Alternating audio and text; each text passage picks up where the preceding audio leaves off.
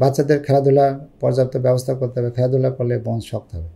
অনেক মা বাবা মনে করে খেলাধুলা করলে হাড্ডি ভেঙে যাবে, দেখা যাচ্ছে বাচ্চাকে আটকায় রাখতেছে। এগুলো তো খুবই হাস্যকর ব্যাপার।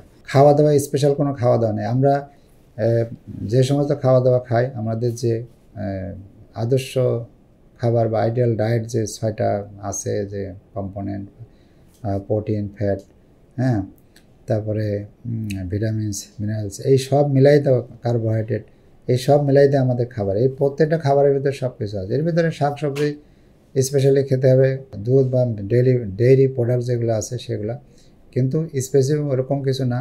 আমরা সব ধরনের খাবারের ভিতরে এই হাড় তৈরি হওয়ার জন্য ব্যবস্থা আছে। বিশেষ করে মাছ খেতে পারি আমরা, সামুদ্রিক মাছ আরও বেশি উপকারী।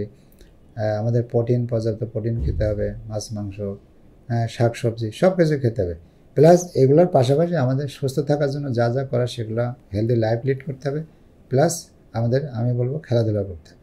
তাহলে আমাদের হাড়কে আমরা শক্তিশালী করতে পারবো এবং ঠিকঠাক মতো ডেভেলপ করতে পারবো। হাড়ের যে মেন সমস্যা হয় ফ্র্যাকচার, সেগুলো যাতে ফ্র্যাকচার না হয় সেভাবে আমাদের চলাফেরা করতে হবে। আমাদের রাস্তাঘাটে আমরা দেখি যে অনেকেই হুন্ডা 80 কিলোমিটার 100 কিলোমিটার বেগে চালায় বেড়াচ্ছে, এরকম হাত পা নাচায় নাচায় হুন্ডা চালাচ্ছে, এবং ওগুলো আমাদের কাছে আসে ব্র্যাকাল প্লেক্সাস ইঞ্জুরি নিয়ে, সে কমিউনিটেড ফ্র্যাকচার নিয়ে আসে, কমপ্লিকেটেড ফ্র্যাকচার নিয়ে আসে। সেগুলো তো অনেক সময় ঠিক করার অযোগ্য হয়ে যায়, এত জোরে অ্যাক্সিডেন্ট করে।